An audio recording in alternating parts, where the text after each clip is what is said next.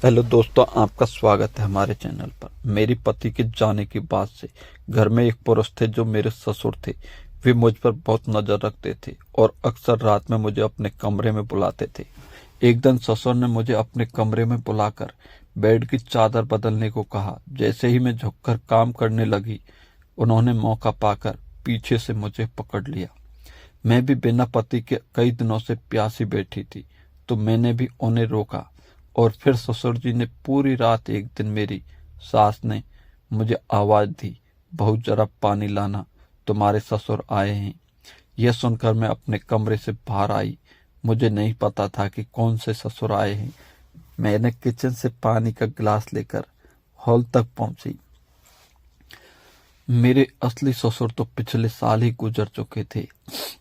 Hall में जब मैंने एक व्यक्ति को देखा तो वह मुझे ससुर की उम्र का नहीं लगा। मैंने सोचा कि शायद कोई बाहर से आया होगा। मैंने उनसे कहा, भाई साहब पानी ले लो। तब मेरी सास ने मुझ पर हंसते हुए कहा, यह तुम्हारे भाई नहीं, तुम्हारे ससुर हैं।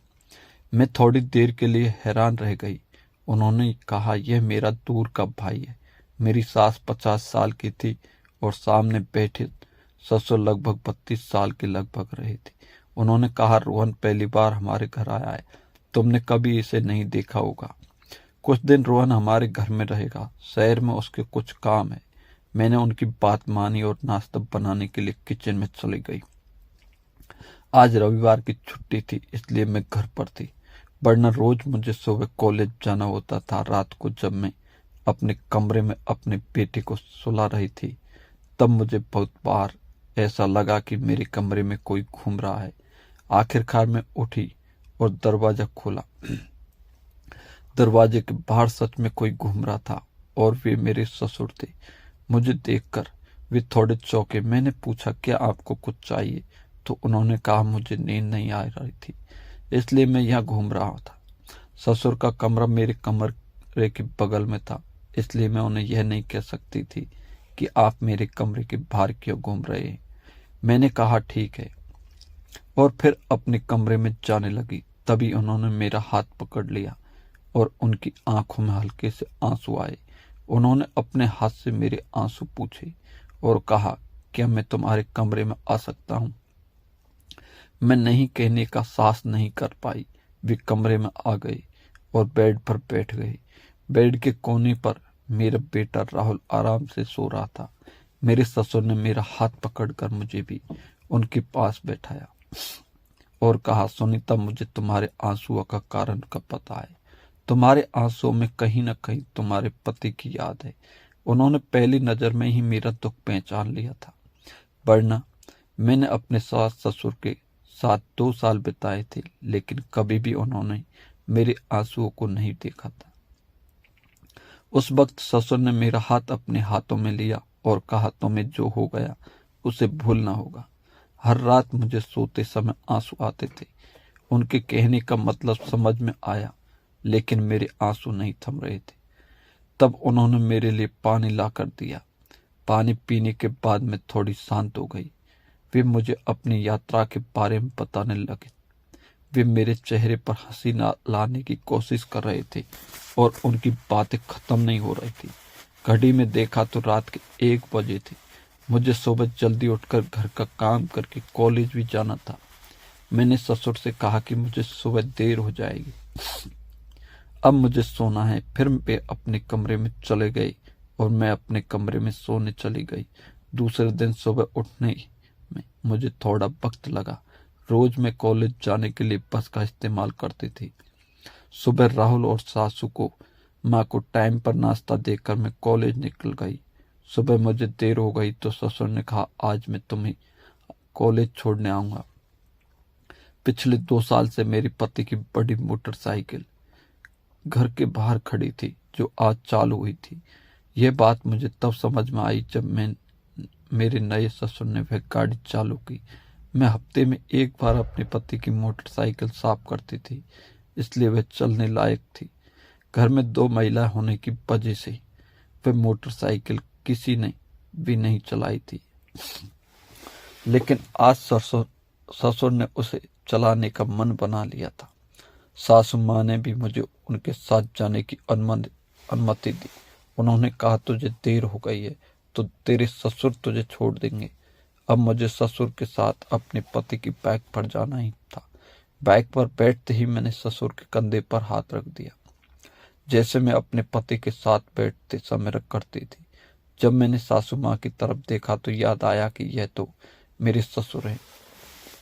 मैंने तुरंत अपना हाथ हटा लिया, लेकिन घर से थोड़ा आगे बढ़ते ही फिर से मेरा हाथ ससुर के कंधे पर चला गया। इस बार जब मैंने अपना हाथ हटाना चाहा तो उन्होंने मेरा हाथ पकड़ लिया और फिर से अपने कंधे पर रख दिया। उन्होंने कहा, शर्माओ क्यों, बिंदास रहो, तुम मुझ पर विश्वास कर सकती हो, मैं तुम्हारे ही घर का सदस्य हूँ। उनसे बात करते करते मेरा कॉलेज आ गया। दोपहर के 1 बजे कॉलेज खत्म हुआ तो जैसे ही मैं बाहर निकली, मैंने देखा कि ससुर मुझे लेने आए हैं। उन्हें देखकर मैं उनके पास गई और कहा, ससुर जी, आप यहाँ क्या कर रहे हैं? उन्होंने कहा, पहले तो तुम मुझे ससुर जी मत बोलो, मेरा नाम रोहन है। तुम मुझे कहकर बुला सकती हो, तुम्हारी सासू माँ के सामने तुम मुझे ससुर जी बुला सकती हो, लेकिन जब हम दोनों हो तो मुझे मेरे नाम से ही बुलाओ। उन्होंने समझाया कि हमारे बीच उम्र का इतना अंतर नहीं है, और हाँ, अब मैं तुम्हें लेने आया हूँ। रोज तुम बस के सफर करती हो, यह मुझे मालूम हुआ कि जब तक मैं यहाँ तब तक कॉलेज छोड़ने आऊंगा। कुछ ही समय में हम घर आ गए। घर आने पर मुझे सासू माँ और राहुल कहीं दिखाई नहीं दिए। मैंने सासू माँ को फोन किया तो उन्होंने कहा, मैं अपनी दोस्त के घर आई हूँ, कुछ देर में आ जाऊंगी। घर आते ही मुझे राहुल को देखने की आदत थी। थोड़ी देर में वे दोनों घर आ जाएंगे। कॉलेज से लौटते समय मैं बहुत थकी हुई थी, इसलिए मैंने अपने कमरे में जाकर फ्रेश होने का सोचा। जब मैं अपने कमरे में कपड़े बदल रही थी, तभी अचानक ससुर मेरे कमरे में आ गई। उन्हें देखकर मैं तुरंत बाथरूम में चली गई। उन्होंने भी अपनी तरफ मुंह मोड़ लिया और कहा, मुझे माफ करना, मुझे अचानक तुम्हारे कमरे में आना नहीं चाहिए था। मैं बाथरूम से बाहर कपड़े चेंज करके बाहर आते ही मैंने उनसे पूछा, क्या आपको कुछ काम था? वे बोले, सुनीता, मुझे तो बहुत जरूरी काम था, मुझे बहुत भूख लगी है। मैंने सुना है कि तुम बहुत अच्छे प्याज की भाजी बनाती हो, अब खाने पर पता चलेगा कि तुम्हारे हाथों का स्वाद कैसा है। मैंने किचन में प्याज की भाजी बनाने का मन बनाया और ससुर भी मेरे पीछे पीछे वहां आए। जब मैं भाजी तला रही थी, वे मेरे पास खड़े थे। अचानक थोड़ा सा गरम गरम और कड़कड़ाती हुई तेल मेरे ससुर की छाती पर ही गया, जिससे वह दर्द से बेहोश होकर झिझक गए। मैंने तुरंत अपने कमरे में जाकर क्रीम ली और उन्हें अपने हाथों से वह क्रीम लगाने लगी। उस समय मैं उनके बहुत करीब थी। मेरा ध्यान उनकी चोटी पर क्रीम लगाने में था, लेकिन मेरा ध्यान दूसरी ओर भी जा रहा था। उन्होंने कहा, तुम्हारा हाथ जैसे मेरी चोट पर चल रहा है, वैसे सब दुखना जैसे गायब हो गई है। जब मैंने उनके चेहरे की तरफ देखा तो मुझे उनकी स्थिति ठीक नहीं लगी। इस वजह से मैं धीरे धीरे उनसे दूर होने लगी। तभी मेरी सास मुझे वहां नजर आई। मुझे ससुर के इतने करीब देखकर वे मुझे थोड़ी अलग नजर से देखने लगी। मैंने अपनी नजरें झुकाई और उनसे दूर बना ली। फिर मैं अपने काम में लग गई। वे इस बार में कुछ नहीं बोले, लेकिन अब मुझे सासू माँ का हमेशा मेरे पीछे होना थोड़ा टकने लगा था। मैंने सासू माँ से इस बारे में शिकायत करने की हिम्मत नहीं की। राहुल अब अपने नए दादा के साथ काफी घुल मिल गया था। वह रात में सोने से पहले उन्हें हमारे कमरे में लेकर आता था और वही उनके साथ खेलता था। मैं ससुर से कह नहीं सकती थी कि वे अपने कमरे में जाएं, लेकिन राहुल को मैं उनके सामने डांट देती थी। लेकिन वे छोटे हैं, इसलिए ससुर भी जानबूझकर मेरे कमरे में रुकने का बहाना खोज लेते थे। एक दिन राहुल भूख के कारण रोने लगा। तब ससुर मेरे कमरे में ही उसके साथ खेल रहे थे। मैं दूध लाने किचन में गई। दूध लेकर आने तक राहुल सो गया था। जब मैं उसे सोते हुए देखती हूँ, तब मैं दूध वापस किचन में रखने जा रही थी तभी ससुर ने कहा, राहुल तो सो गया, लेकिन उसके दादाजी को तो भूख लगी है, यह दूध मुझे दे दो। जब मैंने ससुर को दूध का गिलास दिया तो उन्होंने मेरा हाथ मजबूती से पकड़ लिया। मैंने कहा, आप यह क्या कर रहे हैं? तो वे बोले, सुनीता, मैं तुमसे पहले भी कहा था, जब हम दोनों हों तो मुझे ससुर मत बुला, मुझे मेरे नाम से ही बुलाओ। और हाँ, मैं तुम्हारा हाथ इसलिए पकड़ा है क्योंकि तुम हमेशा मुझसे देखकर किचन में बाहर चली जाती हो। आज मुझे तुमसे थोड़ी बात करनी है। उनकी बातों में उनके पास बैठ गई। उन्होंने कहा, अब तुम्हारे पति को गए 2 साल हो गए, तुम कितने दिन रोती रहोगी? तुम बहुत सुंदर हो और तुम्हारी उम्र भी अभी, तुम कितने दिन तक इस तरह का जीवन जियोगी? तुम्हें नहीं, लेकिन राहुल को तो अपने पिता की जरूरत महसूस होती होगी। मैंने सोचा कि मैं शादी के खिलाफ थी और अब किसी से शादी नहीं करना चाहती थी। इसी विषय पर मैंने ससुर से ज्यादा बात नहीं की थी, फिर भी वे मुझे समझा रहे थे। उन्होंने पूछा, अगर तुम किसी पर विश्वास नहीं करती हो तो मुझे बताओ कि मैं तुम्हें कैसा लगता हूँ। उनके सवाल पर मैं उन्हें धीरे धीरे देख कर रह गई। घर में एक पुरुष के आने से माहौल काफी बदल गया था, लेकिन मैंने कभी भी ससुर के बारे में ऐसा नहीं सोचा। मैं रोहन की बातों पर कोई प्रतिक्रिया नहीं दी। वे अपने कमरे में जाते ही मैंने अपने कमरे का दरवाजा बंद कर दे लिया और सो गई। सुबह जब मैं उठी तो हॉल में राहुल मुझे ससुर के हाथ में दिखाई। मैंने तुरंत राहुल उनके हाथ से खींच लिया और अपने कमरे में आ गई। पीछे से मेरी सास भी आ गई। मैंने जिस तरह से ससुर से राहुल को खींचा था, वे सब कुछ सासू माँ ने देख लिया था। उन्होंने कहा, बहू, ये सब क्या है? तुम अपने ससुर के साथ इस तरह क्यों भाग रही हो? राहुल कितनी खुशी के साथ अपने दादाजी के पास है, यह तुम्हें भी पता है। रोहन तो उसे खिला रहा था और तुम उसे इस तरह खींच के ले आई जैसे वह कोई पराया हो।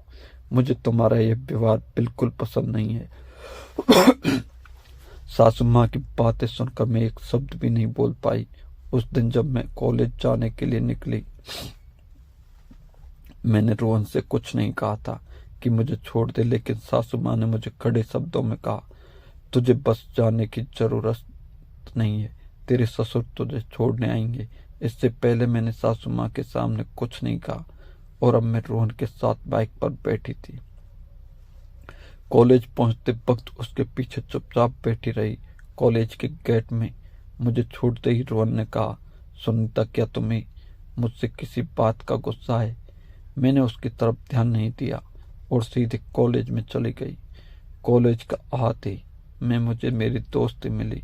उसने मुझसे कहा, सुनीता, पिछले कुछ दिनों से मैं देख रही हूं कि वह व्यक्ति तुम्हारे साथ कैसे बात करता है, तुम्हें कॉलेज में छोड़कर जाता है। उससे लगता है कि उसके मन में तुम्हारे लिए कुछ खास भावनाएं हैं। मैंने अपनी दोस्त की बातों पर भी कुछ नहीं कहा, लेकिन ये सब बातें मुझे कुछ अलग ही लग रही थी। रोहन के हमारे घर आने का असली मकसद क्या था, यह मुझे नहीं समझ आ रहा था, लेकिन उसकी मुझे बातें करने की शैली थोड़ी अलग थी। वह ससुर की तरह मेरी देखभाल करते हुए बात करता था, पर उसकी नजर मुझ पर एक पुरुष की तरह ही रहती थी। दूसरे दिन कॉलेज में एक गैदरिंग होने वाली थी और उस दिन मुझे कॉलेज जाने का बिल्कुल मन नहीं था। मुझे नाच गाने का देखने का बिल्कुल मन नहीं था। उस दिन सासू माँ ने अपने नातिन के साथ मार्केट गई थी। मुझे 12 बजे कॉलेज जाना था, लेकिन मेरा वहां जाने का बिल्कुल मूड नहीं था। मेरी दोस्त बार बार मुझे फोन करके कॉलेज आने के लिए कह रही थी, लेकिन मैं जाने की इच्छुक नहीं थी। मैंने अपनी दोस्त का फोन रख दिया और अपने कमरे में साफ सफाई करने लगी। तभी पीछे से ससुर मेरे कमरे में आए। उनके हाथ में एक सुंदर फैंसी साड़ी थी। उन्हें वह साड़ी मेरे हाथ में दे दी और कहा, यह साड़ी पहनकर अच्छे से मेकअप करके तैयार हो, मैं तुम्हारे कॉलेज के फंक्शन में छोड़ने आऊंगा। मैंने कहा, मुझे कहीं नहीं जाना। आप कौन होते हो? यह तय करने वाले कि मुझे कहाँ जाना है और कहाँ नहीं। ससुर ने कहा, तुम्हारी बात सही है। मैं यह नहीं कहता कि तुम क्या करो या नहीं, पर मैं बस यह चाहता हूं कि तुम कभी अपने के लिए तैयार हुआ करो। आज एक बार खुद को सजा कर देखो, तुम्हारी खूबसूरती में और भी निखार आएगा। यह कहने की जरूरत नहीं है। ससुर के ऐसे बोलने का मुंह पर इतना असर हुआ कि जब मैं मेरे कमरे से बाहर गई तो मैंने उनकी दी हुई साड़ी पहनकर तैयार हो गई। जब मैं तैयार हो गई तो मैंने अपने कमरे का दरवाजा खोला। जैसे ही दरवाजा खोला मैंने देखा कि ससुर बाहर खड़े हुए थे। उन्होंने मेरा हाथ पकड़कर मुझे फिर से कमरे में ले जाने की कोशिश की। उन्होंने अपने हाथों से मुझे लिपस्टिक लगाई। उन्होंने कहा, यह लाल रंग तुम पर बहुत अच्छा लग रहा है। लिपस्टिक लगाकर जब उन्होंने अपना हाथ नीचे किया तभी सासू माँ राहुल के साथ कमरे में आई। सासू माँ ने मुझे ऐसे रंग बिरंगे कपड़े में देखा तो उन्होंने मेरी खूबसूरती की तारीफ करनी शुरू कर दी।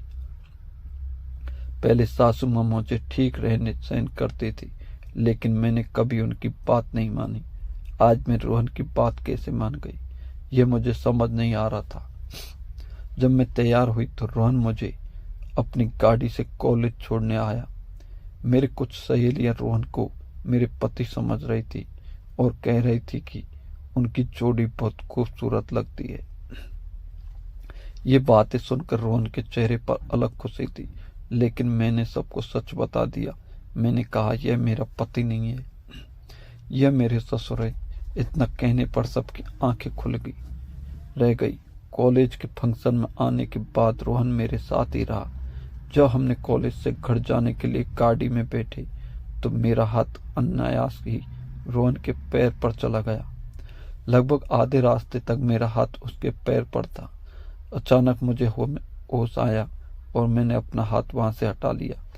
मुझे समझ नहीं आ रहा था कि मुझे ऐसा क्यों महसूस हुआ। घर पहुंचते ही सासू माँ राहुल को लेकर सब्जी खरीदने गई थी और मुझे पता कि वे कम से कम 1 घंटे नहीं आएगी। तब मैंने रोहन को अपने कमरे में बुला लिया और अपने ब्लाउज की रिबन खोलने में उसकी मदद ली। रिबन खोलने में 2 सेकंड लगते हैं, लेकिन रोहन को आधा मिनट लग रहा था। तभी मैंने उसकी ओर चेहरा घुमाते हुए कहा, उसका हाथ पकड़ लिया और कहा, तुझे मुझसे क्या चाहिए? यह मुझे समझ में आ गया है। रोहन का हाथ अब मेरे कंधे पर आ गया था। उसने कहा, सुनीता, तुम एक दिन मेरे इरादे को समझोगी। मुझे पता था कि तुम जल्दी ही समझ जाओगी। अब मैं तुम्हें हमेशा संभालूं। यह सुनकर मैं उसे जोर से दूर करने लगी। मैंने पहले ही तय कर लिया था कि अब उसे हमारे घर से अलविदा कहना है। इन दोनों सालों में मेरे पास कई रिश्ते आए, लेकिन मेरे पति के जाने के बाद मुझे किसी और पुरुष से शादी नहीं करनी थी। मैंने रोहन से कहा, मुझे अच्छी तरह पता है कि तुम्हारी मुझ पर कैसी नजर है, लेकिन एक बात ध्यान में रखो, मैं तुम्हें अच्छी तरह पहचान चुकी हूँ। इतने दिन बीतने तुम अब हमारे घर क्यों आए हो? मेरी सासू माँ तो सबको भाई बना देती है और उन्हें घर में ले आती है। वह बहुत सरल और भोली है, लेकिन मैं तुम्हारे इरादे समझ चुकी हूँ। मेरे गुस्से को देखकर रोहन मेरे करीब आ गया। मैंने तुरंत उसे कान में के नीचे थप्पड़ मारा और उसे पकड़कर हॉल में ले आई। तभी सासू माँ घर आ गई और उन्होंने सब कुछ देखा। उन्होंने कहा, बहू, ये क्या चल रहा है? क्या तुम भूल गई हो कि ये तुम्हारे ससुर हैं? तुमने रोहन का हाथ क्यों पकड़ा? मैंने सासू माँ से कहा, इस नालायक की मुझ पर नजर ठीक नहीं है। अब इसे अपने घर में कोई जगह नहीं है। सासू माँ ने मेरे हाथ से रोहन का हाथ छुड़ाया और कहा, बेटी, तुम्हें सच बताने का समय आ गया है। बहू, मैंने रोहन को यहाँ बुलाया था। वे मेरा सच्चा या चचेरा भाई नहीं है, बल्कि वह हमारी एक शादी में मिला था। रोहन ने मुझे अपनी बड़ी बहन मान लिया था। मुझे उसके स्वभाव का पता था, इसलिए मैंने उसे यहाँ बुलाया। अमन के जाने के बाद 2 साल हो गए हैं। मैं रोज देख रही हूँ कि तुम कैसे जी रही हो। तुम रात में सोते समय कुछ बड़बड़ा रही हो। तुम्हें सब चीज़ों से बाहर निकालने का एक ही तरीका था, और वह था तुम्हारे लिए शादी करना। लेकिन तुम इसके लिए भी तैयार नहीं थी, इसलिए मैंने रोहन को घर बुलाया। उसके साथ रहने के बाद मैंने सोचा कि शायद तुम्हारा मन बदल जाएगा, लेकिन तुम तो अभी भी अपने मन को पूरी तरह से कठोर बनाए हो। अकेले जीवन जीना बहुत मुश्किल है। रोहन ने कहा, सुनीता, मैं तुम्हारी खूबसूरती के लिए नहीं बल्कि तुम्हारे लिए प्रेम करता हूँ। पिछले कुछ दिनों में मैं राहुल में बहुत उलझ चुका हूँ। एक पुरुष के घर आने से घर का माहौल कैसे बदल गया था, यह मुझे भी दिखाई दे रहा था। मुझे लगा कि सासू माँ को मेरा दुख नहीं दिखाई दे रहा है, लेकिन वह रोज मेरा दुख देखकर परेशान होती थी। फिर मैंने सासू माँ और रोहन से कहा, मैं किसी से शादी नहीं कर सकती। अगर मैंने शादी की तो अमन मुझे माफ नहीं करेगा। वह रोज मेरे सपने में आता है। इस पर रोहन ने कहा, तुझे क्या सपने आते हैं? तुम क्या बड़बड़ाते हो? मैंने सब देखा है सुनीता। तुम जो सोचती हो वह तुम सपने में देखती हो। अमन की यह इच्छा होगी कि उसकी पत्नी और बेटा खुश रहे। तुम्हें दूसरी शादी करने का अधिकार है। राहुल को पिता की जरूरत है। रोहन ने मुझे मेरे विचारों से बाहर निकालने की बहुत मदद की।